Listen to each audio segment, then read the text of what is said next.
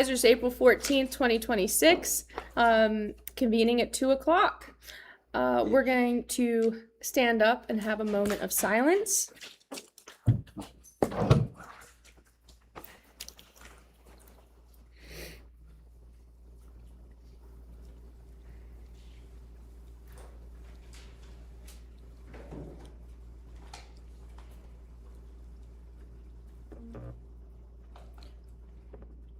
All right, Mr. Rutherford, will you lead us in Pledge of Allegiance? I pledge allegiance to the flag of the United States of America and to the republic for which it stands, one nation, under God, indivisible, with liberty and justice for all.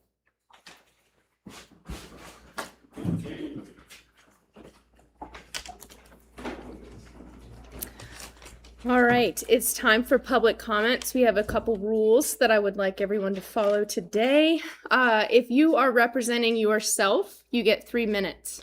If you are representing a group, you get 5. Mr. Ernie Reed here is my timekeeper. When you have 30 seconds left, he will raise his sign. And when you're done, you're done.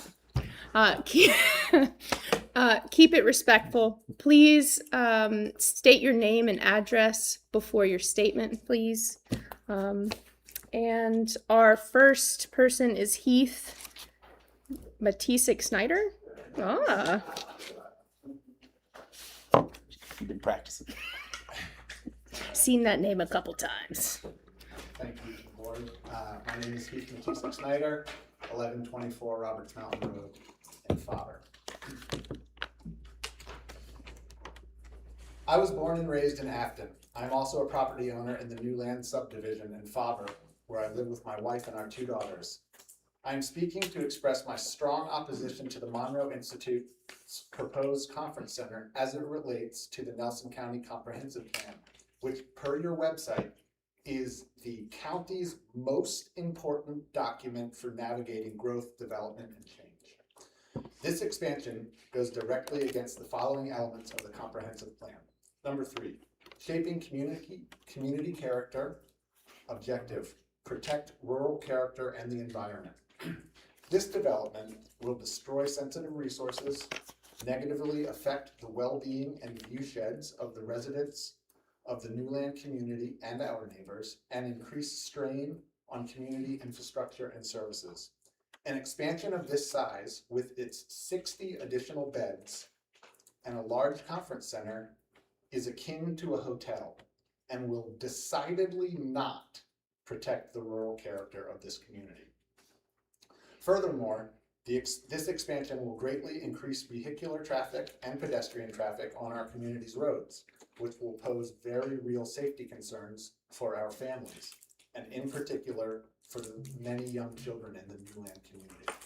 Number 6, protecting valuable resources. Objective, protect the natural environment, preserve rural character and heritage. Element 16, the comprehensive plan states it will direct development away from prime agricultural soils and suitable agricultural lands. At nearly 59,000 square feet, this building will be approximately 5 times the size of Bold Rock hard cider. This large-scale commercial structure will be built on property zoned A1 agricultural. This expansion will negatively impact the agricultural and visual character of this rural bucolic community. If this project goes through, it could easily set the precedent for similar developments in each of your districts.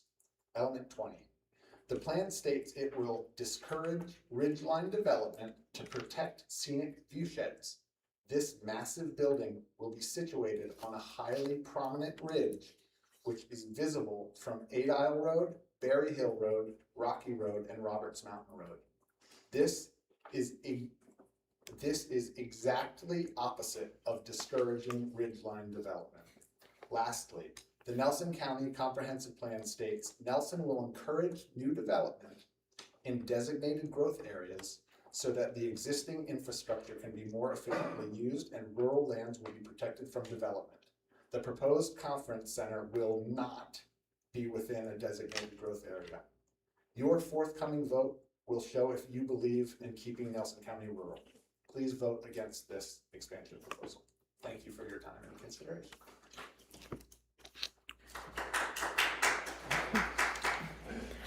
Stephanie Matisik-Snyder.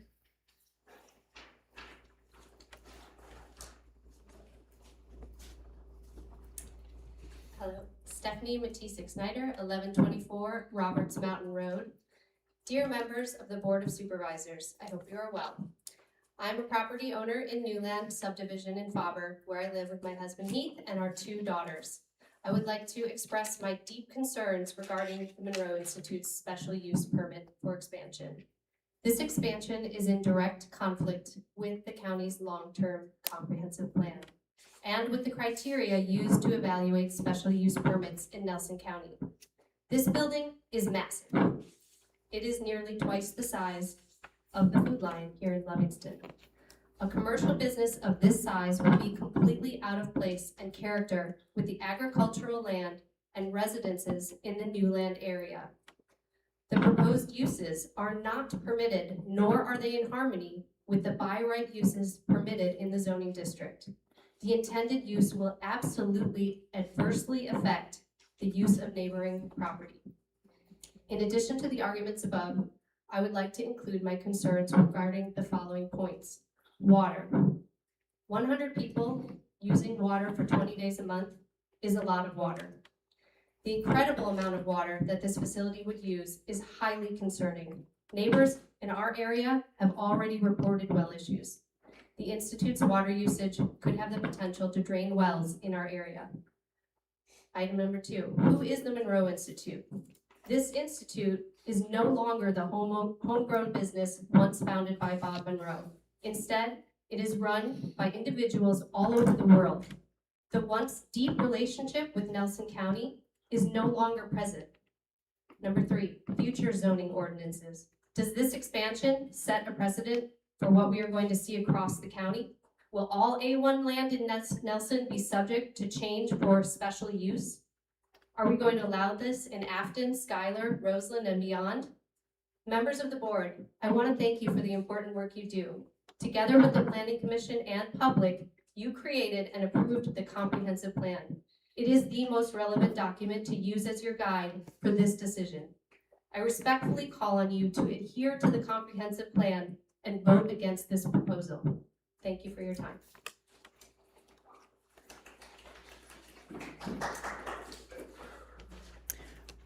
Robert Jubish.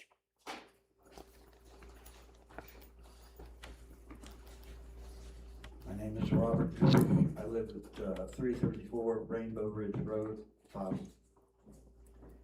I'm making a comment relative to tonight's public hearing relative to the Monroe Institute.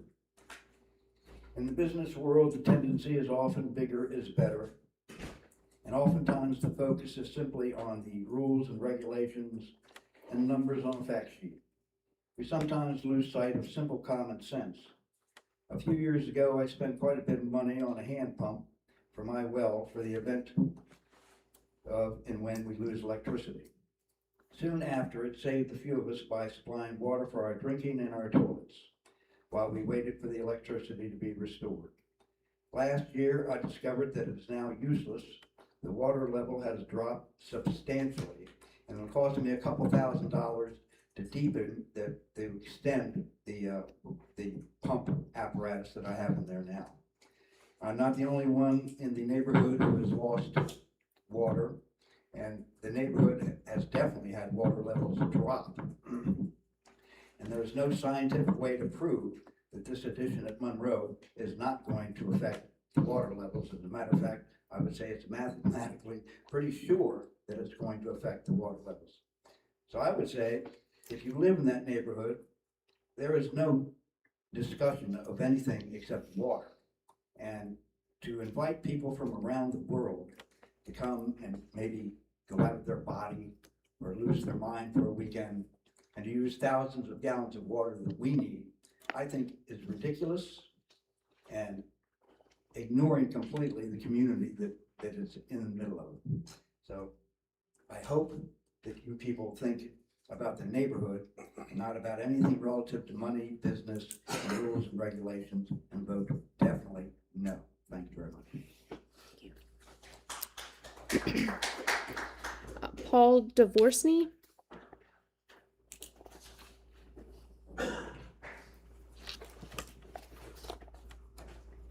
Hello. Thank you all very much for what you're doing. I really appreciate the fact that you're here and that you're listening to me right now. You're giving me the chance to speak. Can you state your name and address, please? Paul DeVorney, 105 Forest Lane, over in Newland with everybody else. Thank you.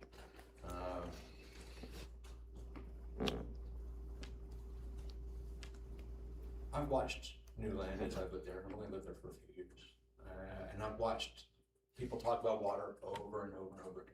And as I've lived here in Nelson, I've also become aware of water problems in other places. This isn't isolated to Newland, not by any stretch of the imagination. We've got breweries on 151 tanking in water right now because they know that the groundwater won't support what they're trying to do. We've got people trying to tie into neighboring septic systems because they know that the runoff that they're creating isn't going to work out very well for them in their local business. And right now, the Monroe Institute is talking about doing everything they shouldn't be doing when it comes to water. We're going to pull water out of one well that we're guaranteeing is a 10,000 gallon flow right now without any actual really substantive testing of the fact. I sat in here a little while back and I watched a water expert testify, and when it seemed a little strange to me because most of the time he was asking me questions, he was looking back to the fellow from the company to get answers about his questions. It seemed a little strange to me. He's testifying that essentially that it's the groundwater that's filtering down. He used basic geography just to show that water does flow downhill, and I understand that very much.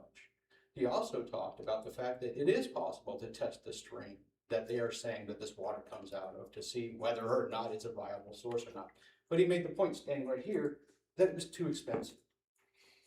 The Mineral Institute seems to have an unlimited fund right now. I struggle to understand how this institute that's clearly putting together a multi-million-dollar building, multi-million-dollar operation, has seemingly, according to them, unlimited resources. They have money in the bank coming to them. They're talking about all of the guarantees that they're offering us about how their business is going to keep on going in the world that we live in right now. They're talking about how much money they're going to make transporting people from around the world to Nelson County. And assuming, of course, that none of those people back out. I mean, I can't imagine that anybody would want to not travel right now because of gas or anything like that. But that's a separate question. We're looking at a company that is talking about using a substantial amount of water. They say in the last thing that I saw them put out that there isn't an effect in the area. And right next to them, literally next to where the property, next to where they're talking about putting the pump or increasing pumping, literally that property is running out of water right now. The man bought it last year and he can't take showers in his own house. This can happen where you all live if you vote for it to happen. It's that simple. If you're voting for a precedent. If they can do this here, they can do it in. Thank you.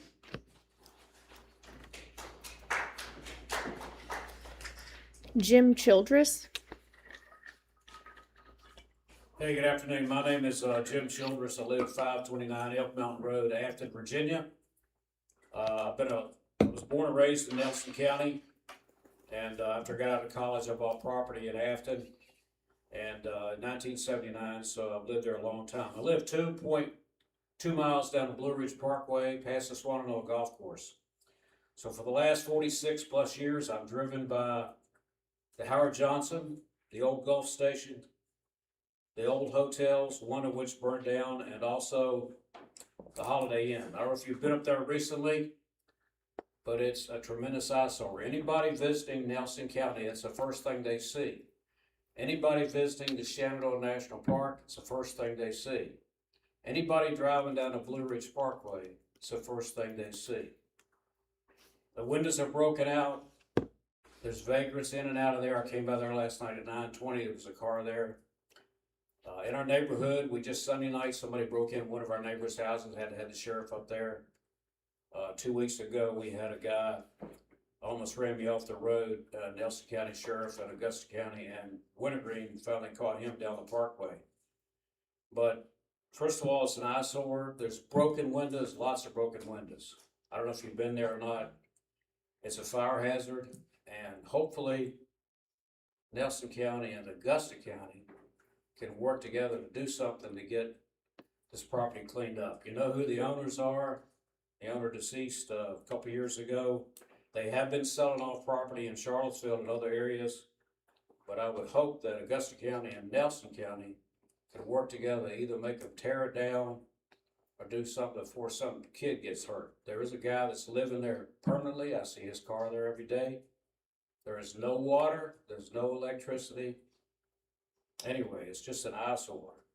I have pictures that I would like to hand y'all, if possible. Is that okay? That you can look at.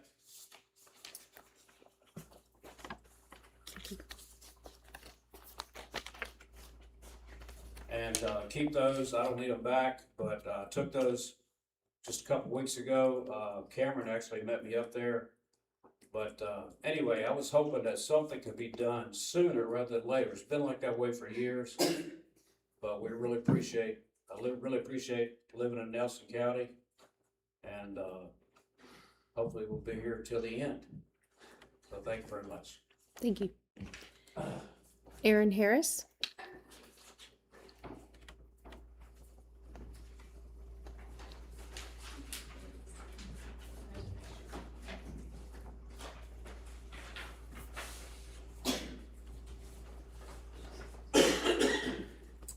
Good afternoon. My name is Erin Harris. I reside at 173 Sunset Drive in Arrington. And today I'm representing Nelson County, Virginia Cooperative Extension. I serve as the 4-H agent for the county as well as the unit coordinator, and I appreciate you all giving me the opportunity to speak to you all today. So on behalf of our entire office here in Nelson County, the home of both 4-H Positive Youth Development and Agriculture and Natural Resources Programming, I want to take a moment to sincerely thank your continued support, advocacy, and investment in Extension make everything that we do here on the local level possible. Over the past year, we've seen incredible momentum across our programs. On the 4-H youth development side, we have had recently 12 youth from 2 clubs participate in county level contests, building confidence in public speaking and leadership. This cohort is reflected on the cover of our monthly newsletter that I've provided to you all. Continued growth in our junior and Cloverbud clubs, strengthening early engagement with our youngest members, 5 to 8 years old. The selection of a strong cohort of teen counselors who will serve as mentors and role models this summer at camp. And in May, we'll be offering Youth for the Quality Care of Animals certification at Nelson County High School, helping youth build knowledge and responsibility around proper animal care and agriculture practices. This is a certification that's required for showing animals at state fair.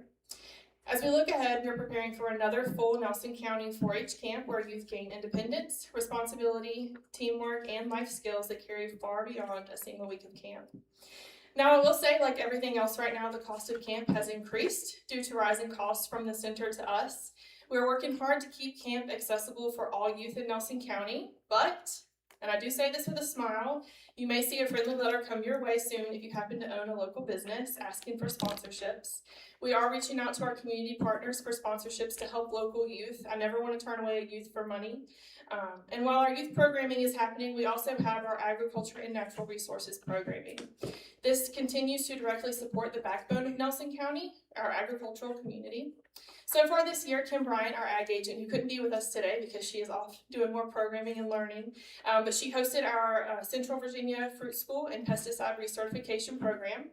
She expanded accessibility through a Spanish language pesticide training, helping us better serve ag employees across our county. Offered a great integrated pest management course addressing real-time vineyard challenges with research-based solutions. And she also continued our soil testing program with 84 samples submitted so far this year at no mailing cost to local residents. We're also continuing to support Nelson producers and participating in the Virginia Farm Voluntary Agricultural BMP Inventory Survey, contributing directly to Virginia's goals to the Chesapeake Bay watershed, showing how local efforts create a statewide impact. And looking ahead, we have strong programming planned, including orchard meetings, connecting farmers and specialists to address current issues, a well water clinic in July to support safe drinking water for Nelson County residents, and continued partnerships with Nelson Amherst Beef Producers Association and the Cattle Wise program, which will be hosted here in Nelson County this October, bringing over 100 women in agriculture from across Virginia for hands-on education and leadership development. We are also excited to be investing in the future of Extension through a summer college intern position, which will support both A&R and 4-H programming. We have just completed interviews and plan to have them hired by the end of this week. This position is being funded solely through our office resources and is part of our effort to build a sustainable pipeline for future Extension professionals. As we plan ahead, we are working to bring additional resources to Nelson County, including a regional pesticide collection program and a community blood drive in partnership with Parks and Rec and the Community Foundation. Of all this work, every class, every meeting, every youth experience, and every farmer supported, it is a direct reflection of your investment in Nelson County Extension. You are not just funding programs, you are supporting youth as they grow into leaders, strengthening agriculture and environmental stewardship, expanding access to education and resources across our community, and ensuring that research from Virginia Tech and Virginia State University reaches the people who need it most. And we are seeing the results. Our programs are growing, our reach is expanding, and our impact is deepening across Nelson County. So today, I don't come with an ask, I come with appreciation. Thank you all for your continued support. Thank you for believing in us and the work that we do. And thank you for helping us serve Nelson County in meaningful, measurable ways. We are proud to represent this community, and we are grateful to do this work alongside you. Thank you. Thank you. Margaret Claire. While Margaret's walking up, can I just ask a quick question? Yep. Does that letter include a price per camper? Say if you wanted to spot, it will. It does. And it's in our newsletter as well if you're interested in sponsoring the camper. What percentage of the kids need help? Recently in past years, I was probably at least 50% we get applications from. Thank you. Hi, Hello. I'm Margaret Claire, 560 Gulliesville, no E in Gully, by the way. Gulliesville Lane, Faber, Virginia. I have come to advocate for full funding of the school's request for $2,129,215. I guess that's additional funding. I understand that you have plans to fund them like $1.6 million or something like that, and also include a requirement for them to buy buses with that money. This leaves the schools with a deficit of over $1 million, which will most certainly impact direct education for the students. We knew that the impact of the LCI, or the Local Composite Index, which, if you've been paying attention, is the tool that Virginia uses to determine a locality's ability to pay. This comes from sales tax, average income of residents, and property values, all of which indicate that Nelson, at an LCI of 72%, close to the maximum of 80%, up from 64% last year, which is a 12.5% increase, has the ability to pay for schools. Another note is that these numbers are 2 years old, which everyone can guess that the next year's LCI is going to be higher. Basically, this means that Nelson pays 72% of the cost of schools. And the question is, was there something that the schools did to create the situation? And the answer is no. And is there anything that the county did specifically? Not really. The overall feeling, though, is that the county cannot afford this, but is that accurate? County staff last month reported in their preliminary budget report that there was going to be a $4.5 million surplus this year. That's after buying buses and also having enough really to fully fund the schools, even if you didn't. And also required them to buy a bus out of the operating funds. There is or will be a public hearing about raising taxes this year, which I fully support, which will bring an additional $850,000 per year. Then there was a report last year from the county's financial advisors that recommended that we keep, as a county, 30 to 40% of the debt to income ratio in investments versus the 70% that we have right now. So there's like a big pile of money somewhere that we might be able to use for things like buses. That isn't going to hurt necessarily our financial outlook. Because fully funding the schools is an investment in Nelson's future. Of course, we also need job creation because the reports are showing that our job numbers are down.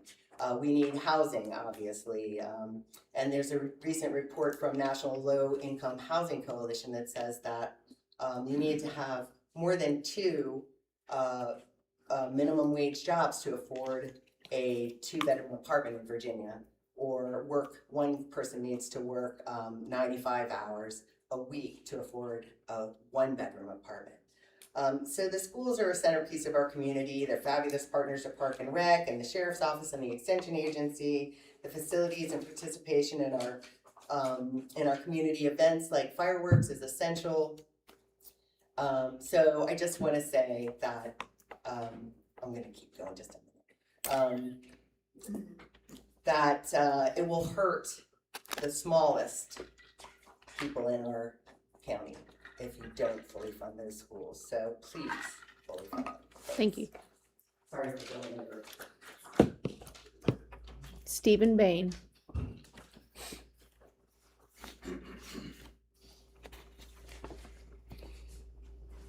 Stephen Bain, 620 Farnob Climb, Nelliesford. This is regarding the Wintergreen Waste Treatment Plant and the discharge overflow of raw wastewater. I spoke with the DEQ Regional Director yesterday, and he provided an update from our last call. Of most concern, he advised me that the most recent discharge overflow event occurred on April 5th, Easter Sunday. There is still no solution, even though the discharge overflow of raw wastewater began before Christmas of 2024 and has continued to date, a period of at least 16 months. This discharge overflow is unlawful. We know that the DEQ issued a consent order to the County Service Authority at the time of the last notice of violation, dated February 6, 2026. The consent order contains a civil penalty of an undisclosed amount. DEQ continues to meet with the County Service Authority, and their next meeting will occur soon. It is unclear when the details of the consent order will be finalized by the county and DEQ, and when the proposed consent order will be available for public notice and comment. The following points are inexcusable. How can such a public health safety issue continue for a period approaching a year and a half without being cured and without even a solution? Residents remain unaware that the overflow discharge is and has been occurring. The county has not directly engaged the Service Authority to expedite resolution. The county has not initiated communication on this issue to residents, particularly those who back up to the creek and the river. Where is the urgency for such a serious issue that has existed for such a long time? If not for whistleblowing, would we be aware of this issue even at this time? Solving and correcting this issue must be the main priority. It is unfortunate that the consent order contains a civil penalty, but had the resolution of this issue been timelier, a consent order with a civil penalty would not have been necessary. Thank you.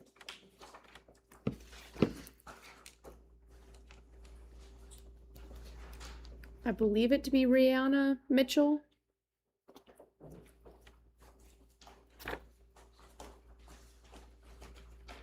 It's Raina Mitchell. Sorry. I live at 440 Rainbow Ridge Road in the Newland community. And first just want to say thank you all for your service on the board. I appreciate your work and I appreciate your time. Okay, so I'm here today to voice my opposition to special use permit number 250358 for the conference center use by the Monroe Institute in the A1 Agricultural District on Roberts Mountain Road in Fauquier. Not the best at public speaking. Just 8 months ago, my husband and I purchased our home on an adjoining road, Rainbow Ridge Road, as our permanent residence, seeking a rural retreat far away from the overdevelopment and heavy traffic we experienced in the last 8 years living in Greene County. Happy to be in Nelson County today. But 4 days after we closed on the purchase of our new home, we were dismayed to learn about the Monroe Institute's plans to significantly expand their residential program and buildings. My husband and I opposed the expansion of the Monroe Institute in this neighborhood because, number one, we're very concerned about overtaxing the water system. While we are located down the road from the Monroe Institute, we're already concerned about water because one of our next door neighbors, wells has run dry within the last 5 years. Number two, we're concerned about increased traffic in an A1 agricultural district that does not have the infrastructure designed to support it. Number three, we're concerned that if this special use permit were to be approved, it would could set a precedent for the approval of other special use permits in agricultural districts that would fundamentally alter the rural character of the beautiful Nelson County landscape. In conclusion, we moved to this very special neighborhood for the peaceful rural life and the small community it offered. We are very concerned that the proposed expansion of the Monroe Institute will cause irreparable harm to those cherished qualities and put too much of a strain on our shared natural resources. Thank you for your time. Thank you.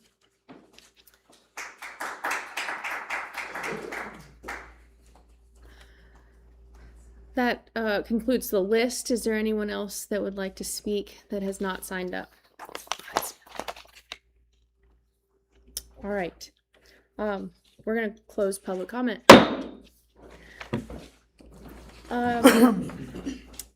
There is a lot on our consent agenda today, so we have split up reading a few things, and then we're going to address the entire consent agenda at one time. Mr. Parr, you'll be up first with the Public Safety Telecommunications Week. Thank you. This is Resolution R 2026-28, Nelson County Board of Supervisors, National Public Safety Telecommunicators Week, April 12th through the 18th. Whereas emergencies can occur at any time that require law enforcement, fire, or emergency medical services, and whereas when an emergency occurs, the prompt response of law enforcement, firefighters, and paramedics is critical to the protection of life and preservation of property.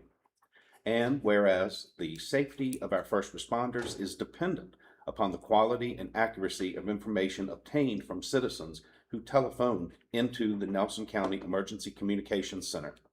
And whereas public safety telecommunicators are the first and most critical contact our citizens have with emergency services.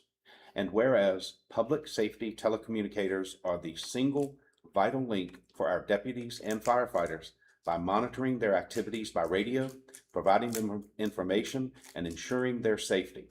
And whereas each dispatcher has exhibited compassion, understanding, and professionalism during the performance of their job in the past year, now therefore be it resolved that the Nelson County Board of Supervisors declares the week of April 12th through the 18th, 2026 as National Public Safety Telecommunicators Week in Nelson County in honor of the men and women whose diligence and professionalism keep our county and citizens safe. Thanks, y'all. Thank you all. All right. I get to read the next one. Resolution R 2026-29, Nelson County Board of Supervisors Animal Care and Control Appreciation Week. Whereas the National Animal Care and Control Association, NACA, is committed to setting the standard of professionalism in animal welfare and public safety through training, networking, and advocacy. Whereas animal care and control professionals dedicate their lives to the health and safety of at-risk and helpless animals. And whereas animal care and control professionals work to rescue and protect animals from injury, disease, abuse, and starvation. And whereas the NACA has designated the second full week of April as Animal Care and Control Officer Appreciation Week.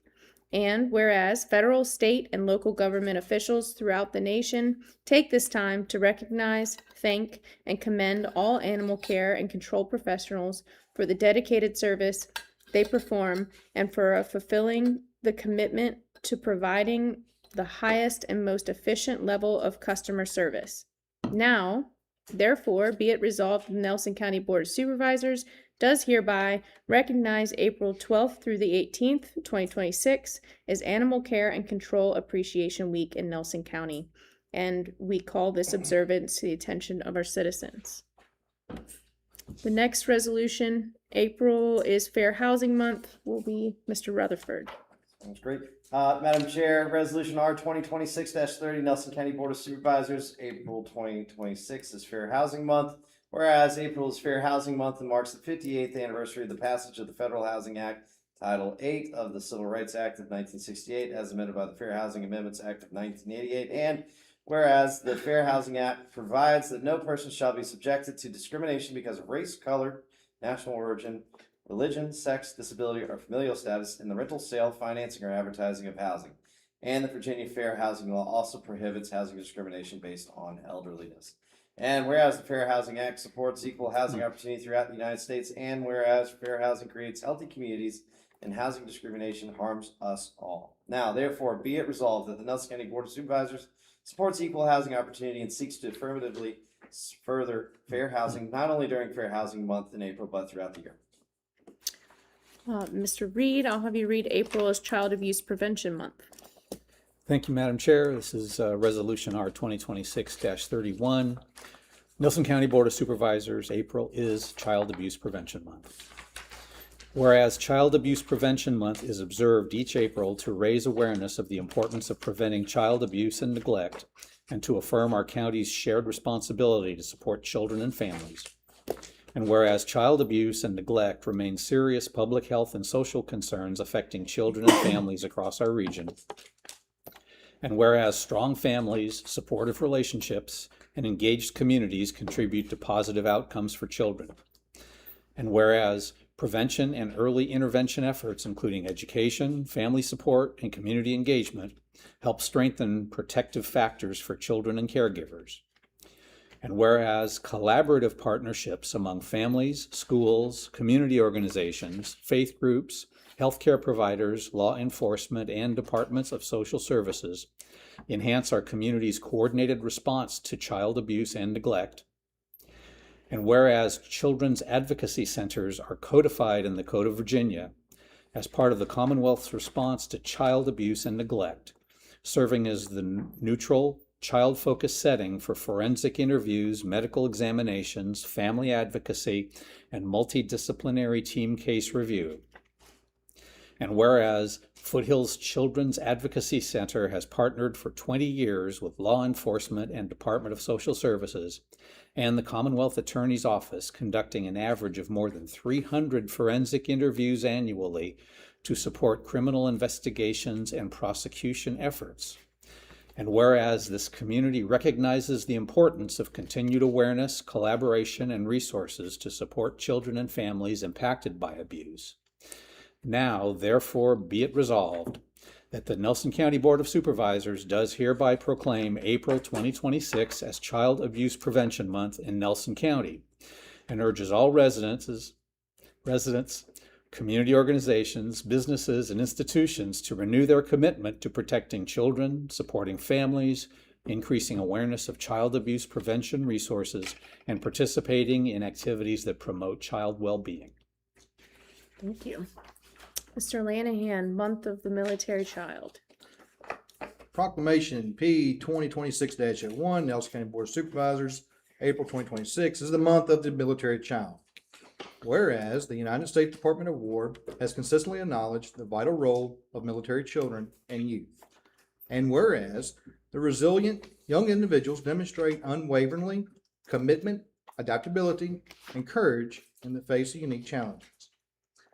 Whereas military children contribute significantly to the strength and resilience of the military family and communities and whereas the sacrifices often go unnoticed, yet they play an essential role in supporting military's mission.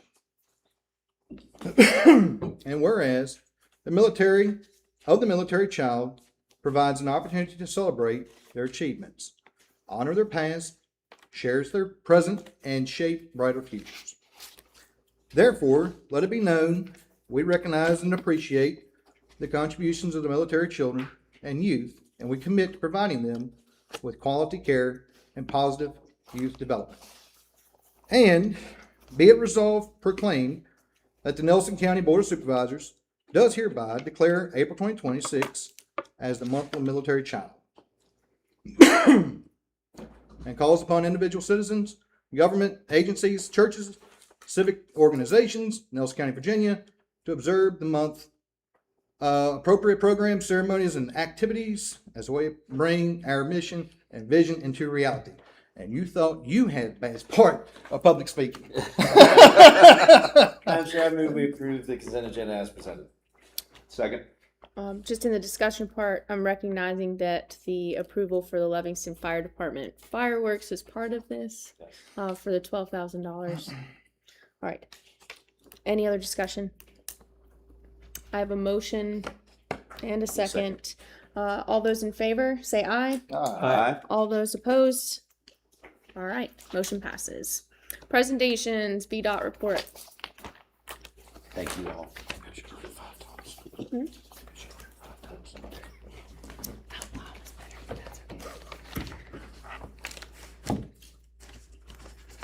Good afternoon. Don't have a whole lot to report on. Got a few initiatives going on. We are still working on some rural rustic projects, some hard surface projects. Right now, we are looking to finish Davis Creek in the next couple of months. That's been hanging out there a little while, and we are working to get Hunting Lodge Road and Jenny's Creek ready to construct this year. We're hoping to get those done. On Hunting Lodge, we have ordered some drainage structures out there for that road. We're continuing to do our pipe replacements in Nelson County. We have done a lot of pipe replacements, and we are still going to push out until the first of the year, which will be July 1. We have some special funding, and we've been earmarking a lot of pipes in Nelson County that are poor condition to replace those. For your information, we are expecting our litter contractor to be in Nelson County in the next 2 weeks. He has picked up Appomattox and Campbell County. He's in Amherst. When he finishes Amherst, he'll come to Nelson. He'll pick up all the primary and some of the high volume secondary roads. So that is underway, and hopefully that'll get the litter up all the main roads. So that's always a good thing. And that's about all I have as far as a report. I'll be glad to answer any questions that you have or any concerns. We can start with you. Okay. Robert, thank you for taking a look at the middle median location for assigned location for Livingston. We're still working on a specific location, and hopefully we'll get something to the board here in the coming months. We do have some designs, and we do have some quotes as well. And that's with being mindful of the procurement process. So we've had a couple people come at us for it. I had a constituent outreach from Mill Pond Road about potentially being put into the rural rustic schedule. I don't know if there's any road count that's necessary or not. I sent an email recently. I just resent it now, so it could be at the top of your email inbox. Yeah, we have looked at that, and of course, we're going to get into the 6-year plan and the priority list here in a few minutes. Yeah. It can certainly go on that unpaved road priority list. Yeah. It is approximately 1.3 miles long, the last section, and it has a traffic count of 80 vehicles per day. Okay. Which means it qualifies for district grant unpaved road funds. It can be hard surfaced. Great. Okay.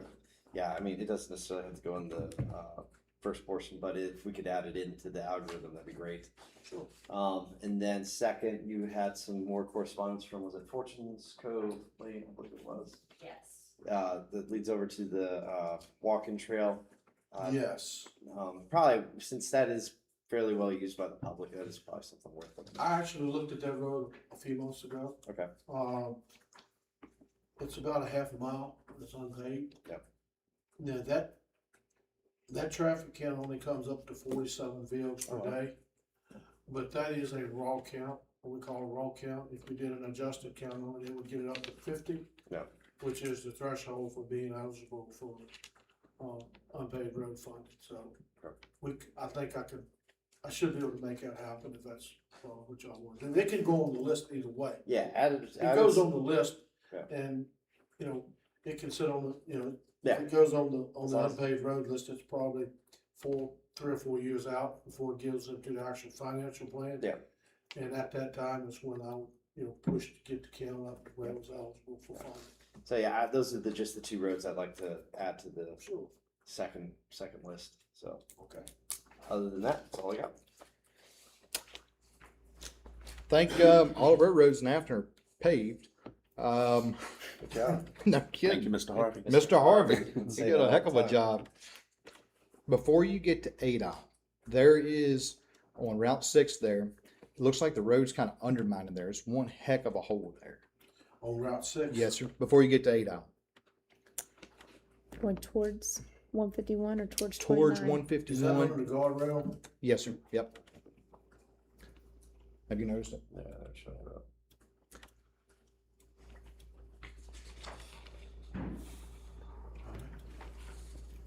And then, like I said before the meeting, the Hyersville Turnpike, if you could possibly take a peek at that. No, look at that. Yes, sir. That's all I got.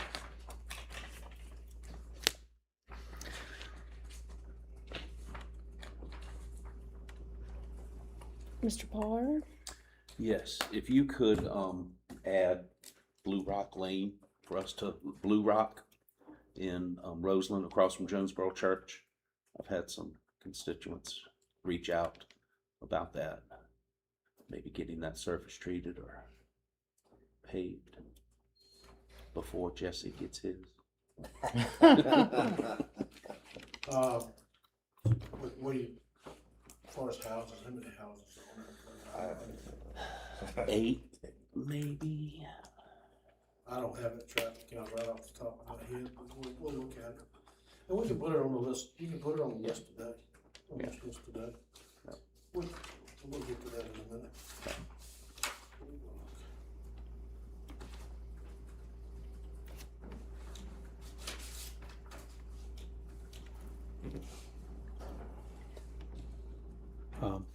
So, it's okay. So, Central District, nothing to really add, but if the squeaky wheel does in fact get the grease, even with VDOT, I'm wondering about any movement that's happened on the proposed crosswalk on 151 in downtown Nelliesford, at 8 Isle Road. If I don't have an update on that,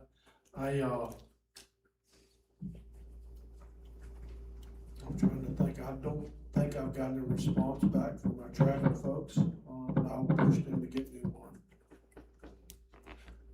Then I won't have to don't poke know you. if they're gonna recommend anything. Right. We do have the existing, pedestrian, watch for pedestrian symbol signs there up there. And like I stated before, the biggest thing with, getting that crosswalk up there is, how can we get it in on a road? Usually crosswalks, we like to put them on roads for the curb and gutter, not roadway shoulders and ditches, so it would have to be an entrance and a landing constructed on both sides of the road, for us to put one in. Not saying it's impossible, but that's what would have to happen. You'd have to have a designated entrance and a designated exit. So, we'll see what they say. Yeah, it would be good because I know you typically do traffic counts, but not pedestrian counts. But we could certainly use one on 151 there because it's springtime. People are out moving around a whole lot more than they were in the winter, and we still have a lot of people that like to frequent both sides of the road there. And if without a designated crossing, I think we're inviting something that VDOT has a priority to do, which is pedestrian safety. So sure like to see you, take it a little more seriously, and hopefully we could move it forward somehow. Thank you. I just forwarded you an email about some leaning trees on 56 from Shipman to Livingston. And then the mailman on Laurel Road is leaving notes in people's mailboxes about filling in holes coming off the road, and I feel that's probably a VDOT situation. Which part of Laurel? Well, I've heard from 3 people, and it's the first part of Laurel before the Y between the railroad track and like going up the hill. So Like you're before you get to the Y from Laurel and Brownings Cove. Yeah. So between the tracks. But that is Route 56 mailbox turnouts. That's the turnouts. Okay. And that's all I've got.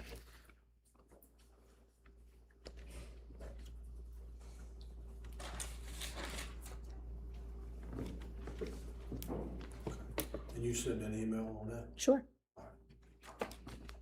Thank you. Okay. Is everyone done with this portion? We will move on to the secondary 6-year plan. Okay, does everybody have a copy of the draft? If you notice, and look at- compared to last year's plan, nothing has changed. Right now, I did not add any projects to the plan, because our projects have been, with the increased cost, they've been escalating, and we have had to, I don't want to say slow down, but we've had to add additional monies to these projects, which means we pull them off the project below it. But that's okay, that's what we do. So you're not gonna see any new projects in the plan this year, and that's okay. And if you look, our allocations are still pretty good, and these are projected allocations. We won't get the real numbers until probably the 1st of July, but these are projected allocations.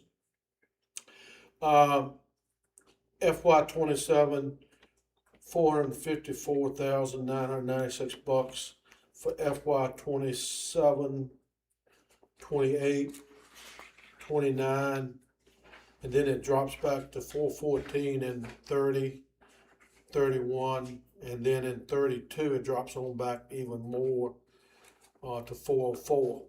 And one reason it drops is because the formula changed. The formula, the miles of unpaved roads that we have, as we're getting 4 or 5 miles most every year, your mileage is going down, so your allocation goes down. I'm sad, but that's why.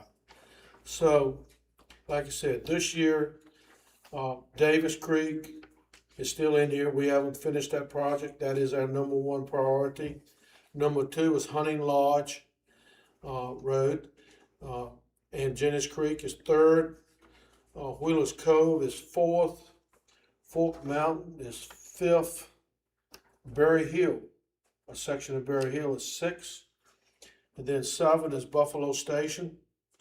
Then 8th is Walk Around Lane. And then the 9th priority in the plan is Eagle Mountain Drive. The 10th priority is Greenfield Drive.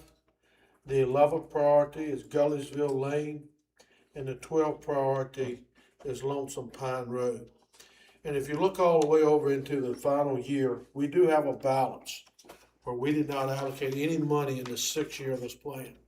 And that is intentional. That is intentional.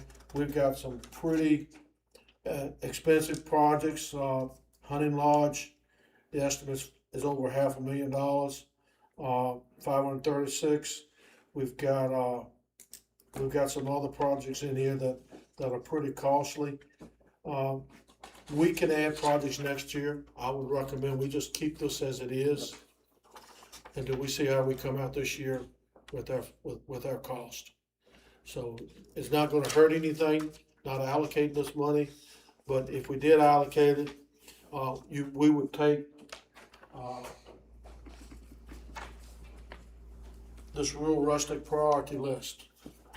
When we need projects to go in the 6-year plan, we go by your priority right here, and we program these, whatever's the highest priority, it goes into the plan to be in our financial plan. So right now, let's just say we complete this plan right here, and we don't overspend any of these projects. They all come in right on the estimated. That means that in FY 31, we have $32,000 balance, and in FY 32, we have $400,000. So that's about That's about $440,000. If you look at your unpaved road list, we got Tom's Lane, estimates, $120,000. That would be the first to go into plan, to be fully funded. The second priority is 634 Spring Valley. That's estimated at $300,000. Those projects would go into the plan and be funded. That's how we do it. And, like I said, this is the county's priority right here.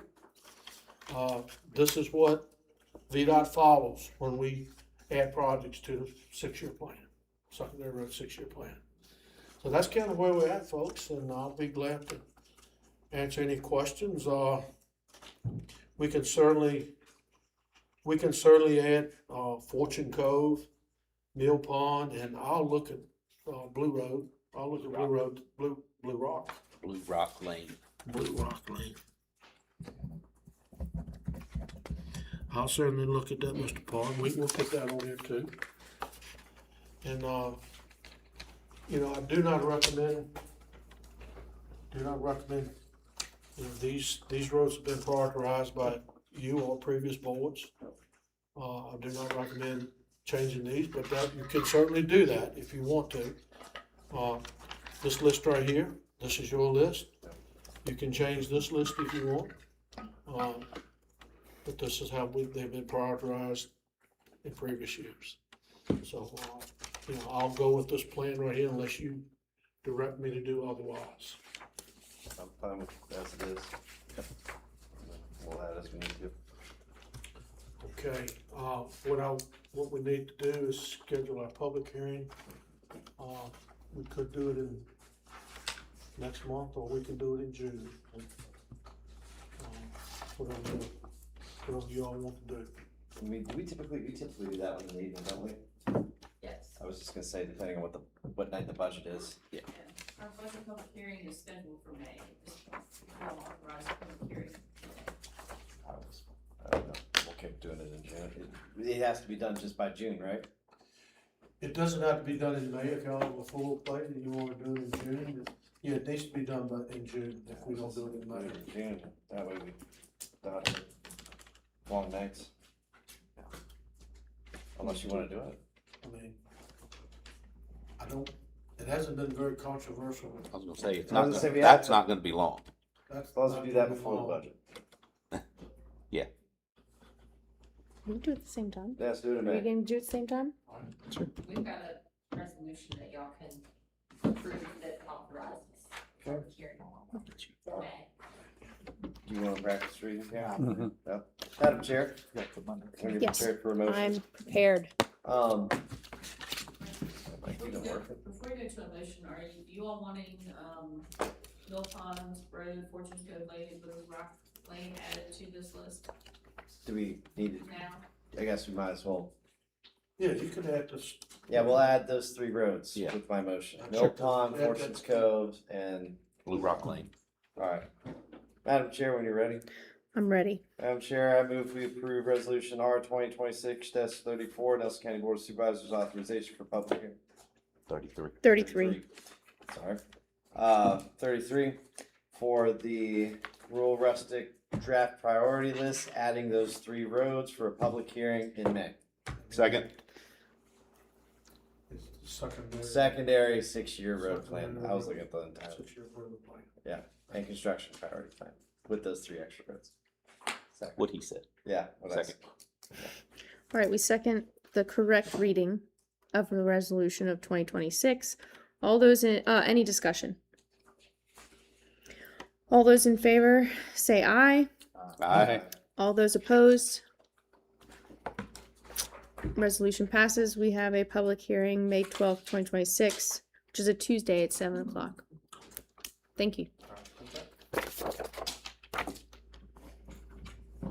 New and unfinished business, authorization of public hearing for the 2027 budget.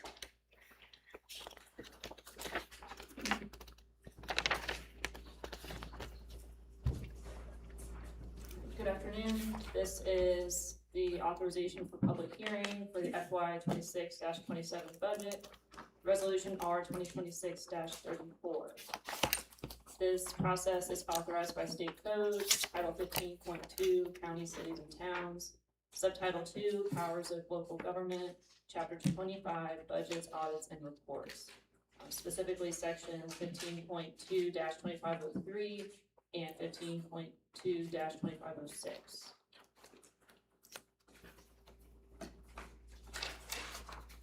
The 2026 tax rates. All tax rates are levied per $100 of assessed value. For real estate and mobile home tax rate, that is to be determined. Personal property tax rate is $2.79 with no change. Machinery and tools tax rate is $1.25 with no change. And manufactured or mobile home tax rate is to be determined also. As directed by the board, the draft FY27 general fund budget is based upon a real property tax rate of 57 cents.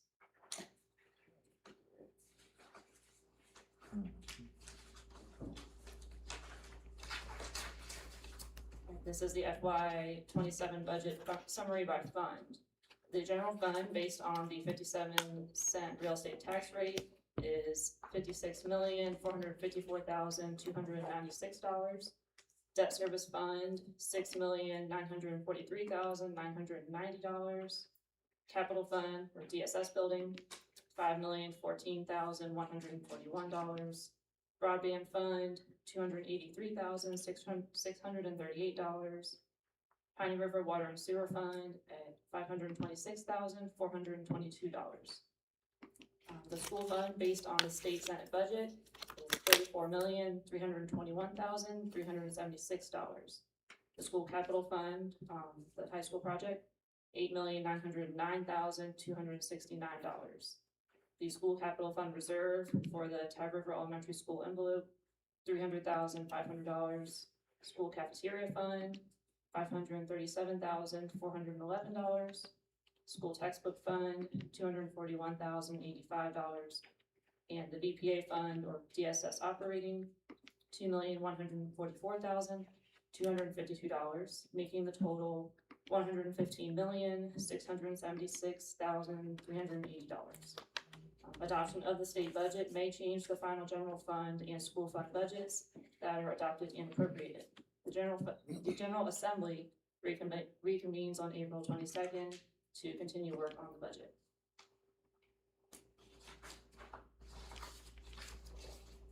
Next steps pursuant to State Code 15.2-2503 and 2506. Today, April 14th, adopt proposed resolution R 2026-34, authorizing a public hearing on the budget to be held on May 12th at 7 p.m. April 23rd and April 30th, 2026. The FY27 detailed public hearing notice is given in accordance with State Code 15.2-2506.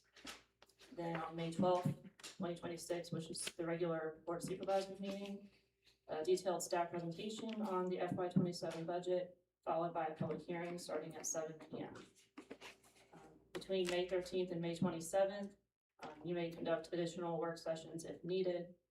And June 9th, 2026, during the regular BOS meeting, consider adoption and appropriation of the FY27 budget via resolution. We want to note, the board may make budgetary changes between the budget public hearing and budget adoption and appropriation. The public will receive notice of any additional work sessions that are scheduled.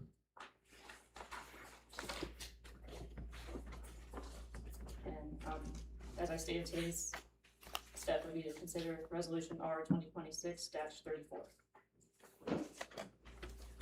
57 cents or 58? Advertised was 58. Y'all advertise it. Yeah, 58, yeah. But these numbers are 57. Right.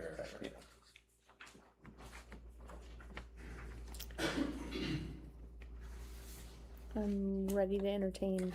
Madam Chair, I move we approve resolution R 2026-34, Nelson County Board of Supervisors, authorization for public hearing on FY27 budget. Do we have a second? Second. Motion is second. Any discussion? Hearing none. All those in favor say aye. Aye. All those opposed? Okay. We have Public hearing Tuesday, May 12th, 2026 at 7 p.m.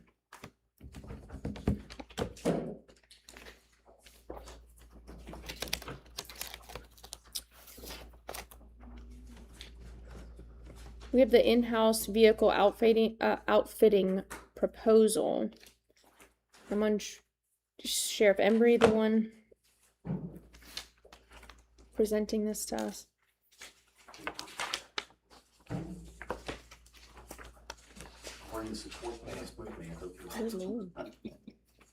Good afternoon, Madam Chair and members of the board. I appreciate being here. Hope you all are doing well.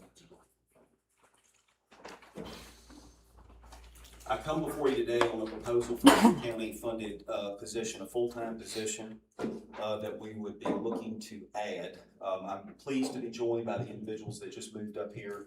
That would be, if approved today, these would be potential stakeholders in the county and department heads, agency heads within our local county government whose agencies would directly and positively be benefited from the approval of this position. Before I get into this, I just want to let you know where this proposal came from, was generated, if you will.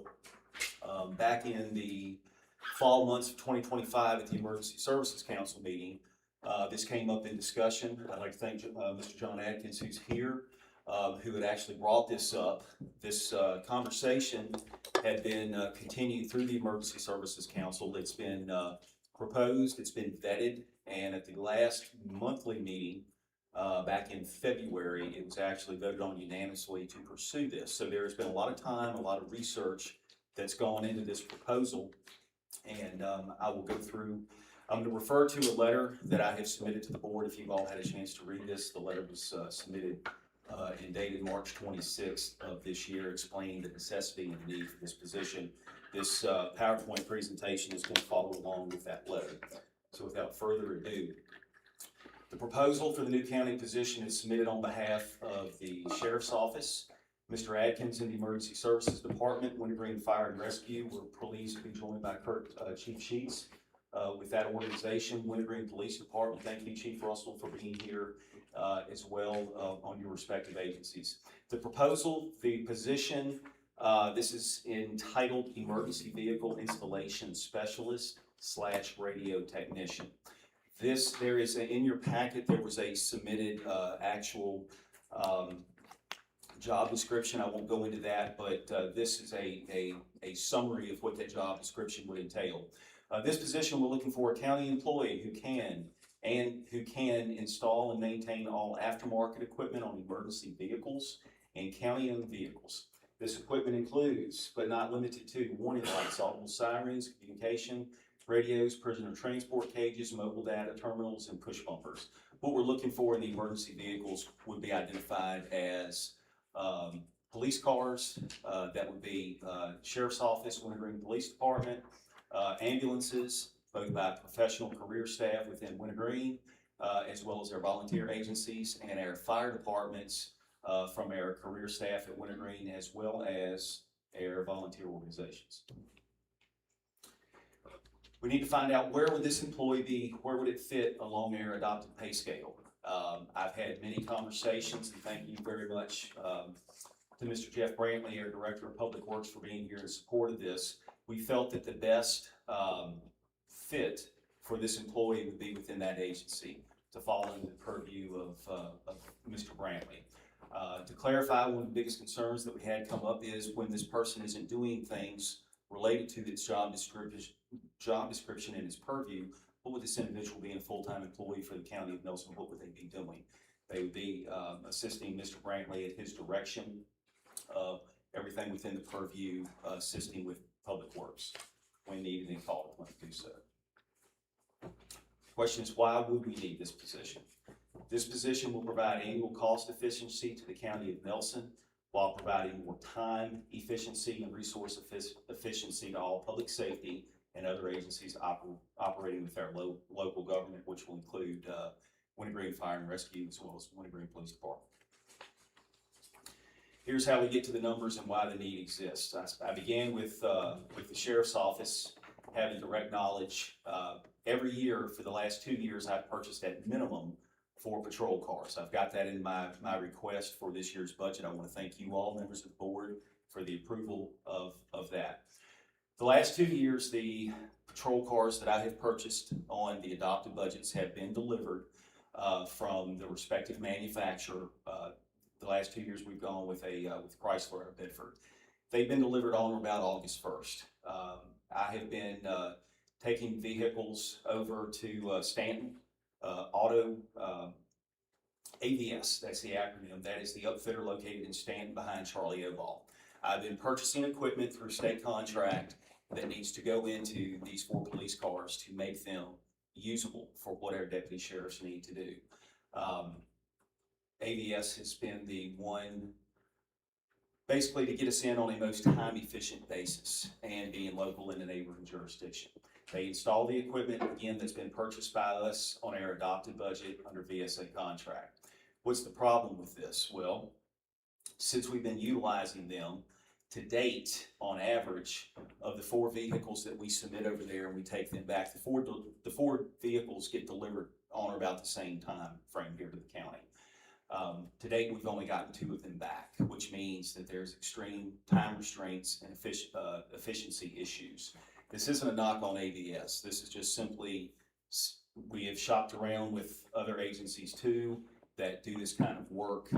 There's 2 additional that have been identified that I'll bring up in this later in this PowerPoint. This is just the nature of the beast as it comes to other agencies. Local agencies such as Nelson County are having to deal with the same issues. The smaller the agencies, such as us, it just takes longer for these vehicles to get done based on the manpower, et cetera, et cetera. So keep this in mind. We had 4 vehicles that were purchased. Again, thank you all, back in August of 2025. 2 of them are no longer, are not even in use because I don't have them, because they can't be utilized as law enforcement vehicles because the equipment which was purchased and delivered has not been installed. So this is an installation issue, rendering that these emergency vehicles cannot be used as emergency vehicles because we don't have the parts in them that need to be. Any repairs, we see that whether it's a light issue, whether it's a siren issue, the components that we buy, particularly the electronics, or the lights that make it an emergency vehicle, if something goes out in them, we can't fix them ourselves. We have to send the entire vehicle back to the upfitter, in this case to Stanton. They schedule us in when they can. They have other issues and repair maintenance issues from vehicles that they've serviced from other agencies. So on average, if a siren goes out today on one of our emergency vehicles, we contact them, we take the vehicle, we put it out of service, we take it over to Stanton. The vehicle's usually on the shelf for 2 to 3 weeks, easily, at which time the deputy who that vehicle's been assigned to is now using a very high mileage replacement vehicle, auxiliary vehicle that we have that's nowhere near as safe and up to the standards that these vehicles are. It's costly. You see there, on average, it's about $6,500 to upfit the equipment. The equipment itself runs about $11,000 to $12,000 per vehicle. We're paying another entity, AVS in this case, $6,500 per vehicle. At 4 vehicles, if my math is correct, is at $26,000 that I budget in my budget, as I have done this year for FY27, $26,000 that's out the county's door, never to be seen again, to give to another entity to install this equipment into air patrol cars. And this is just Nelson County Sheriff's alone. Additional local department needs. I mentioned research. I've had the privilege of speaking with other department heads who have given me authorization to speak on behalf of their agencies. Captain Wright's patrol vehicle has got a Ford F-150. He has no radio in it as far as what's installed in the radio itself. He can communicate through a handheld portable, but he is awaiting clear communications. Clear communications, many of our local agencies as well as their volunteer fire apparatus have dealt with clear communications located in Charlottesville, Virginia. Clear, again, this is not, I will mention him later in this PowerPoint, this is not a knock on Clear Communications. And I'll disclose conversations that I've had with leadership with Clear. Again, it's the nature of the beast. It's personnel, it's time management, it's things of that nature. But Captain Wright responds to calls for service with Nelson County Sheriff's Office. They're sworn with us. They help us. They go to dangerous calls to where communication is critical. He doesn't have if I understood him correctly, he does not have a radio properly installed in his vehicle yet, simply because the entity has not been able to get here to Nelson or make time to get the vehicle to Charlottesville. Emergency Services, Mr. Atkins, who's here, obviously he has a marked unit. I bring this case in point because his vehicle and other vehicles that are marked emergency response under his purview would certainly be utilized by this position if voted on appropriately today. Nelson County Service Authority, in speaking with that agency, many of their vehicles assigned that are county owned have radios in them. So this position obviously would greatly affect them. Public Works, again, thank you very much to Mr. Brantley, that his agency, he's identified multiple vehicles within his purview and within his department that has county radios that obviously have been installed by other entities with money from his budget and everybody else's budget on there that goes elsewhere. Department of Transportation, Mr. Taylor Ashley. I've sat down with Mr. Ashley on many occasions. I'm grateful to him and for his support for this program. He unfortunately was not able to be here today due to bus driver shortages. I have met with him at his office. County school buses, I don't know what they have submitted. They have in the past, they've used the same installer that we have, AVS, in Stanton.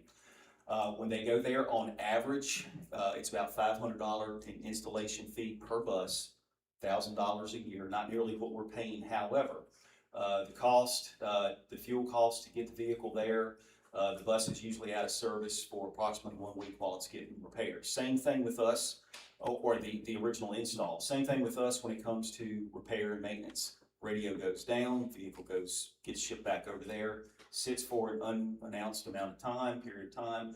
Vehicle's down. Air County students are now being transported home to and from on vehicles that were auxiliary with extremely high mileage.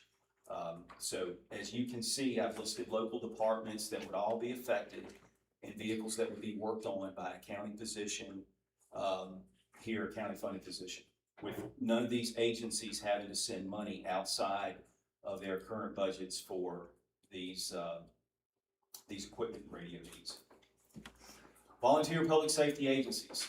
I think we can all agree that in Nelson County, the volunteer community has been the backbone of air emergency services. There's no different here. The Emergency Services Council, my stats have come from them. 6 volunteer fire departments within the county, 3 volunteer rescue squads operating within the county. The EMS Council, and thank you, Mr. Johnson, for being here and for the council getting these the numbers. So within these are volunteer agencies only. We've identified 50 emergency vehicles that are currently in operation by these agencies. That includes fire trucks and ambulances. I feel comfortable I can speak on behalf of Company 3 Fauber as a member and current officer within that agency. I can attest that the current newest tanker that is assigned has no radio in it. The operators of that said tanker can only communicate through, again, same thing as Captain Wright's vehicle. It's through a handheld walkie. And the reason is the radio is available. Fauber, just like many other entities, have used Clear Communications out of Charlottesville. Clear is the same issue. Again, not knock on them, it's the nature of the beast, but everybody is awaiting Clear Communications that's short on programming. And again, many need radios in them or radios reprogrammed. Why is the need now? So this has been about a month ago. Myself, Mr. Brantley, and Chief Sheets had the pleasure of speaking with administration and leadership at Clear Communication in Charlottesville. The upfit of vehicles that Clear has done for decades, they are no longer doing that. It's just, it sounds cliche, it's the nature of the beast. Clear is taking on bigger projects, and smaller agencies such as Nelson, smaller departments, it's just not in their purview. It's not something that gets done anymore. In our conversation, we spoke with Mr. David Ballou directly, who has great working relationship here with many of the department heads here throughout local government. Mr. Blue made it very clear that he actually cleared this is a good idea for Nelson County. He identified 2 other localities, that being Louisa County and Fluvanna County, that have presented before their boards and adopted this exact same position. The reason being is Clear can no longer handle this need. It's not feasible, it's not financially eligible for them, and it just makes sense. And he, on behalf of Clear, fully supports Air County going to a fully funded position or finding somebody that can do this work to benefit this county. How do we implement this? I don't know if you all recognize the photograph there, but this is located at 8375 Thomas Nelson Highway. This is owned by the County of Nelson. This is the former bus shop maintenance building, if you will. This is located right on 29 southbound between the Nelson Center and Vito's. I had the privilege of touring this facility several weeks ago with Mr. Brantley. We did a walkthrough. This facility has electrical. It's currently used for storage. That's it. I am fully confident, as is Mr. Brantley and everybody else that's here that's looked at this building. Since it's county owned, we don't need a structure. We've already got one. This will certainly work on any of their police cars and smaller sized vehicles, emergency vehicles, such as Wintergreen Police, Nelson County Sheriff's Office, pickup trucks, animal control, et cetera, et cetera. Door's a little small, not exactly designed to handle large ambulances and fire trucks, et cetera, et cetera. So what do we do for those? I mentioned I had a good conversation with Mr. Taylor Ashley with the County Public Bus Garage. They have an additional bay. And with his support for this and for the work on their school buses, their bay is more than amicable to house ambulances and fire trucks, including those with the extreme length of Wintergreen Fire and Rescue. So we have 2 locations.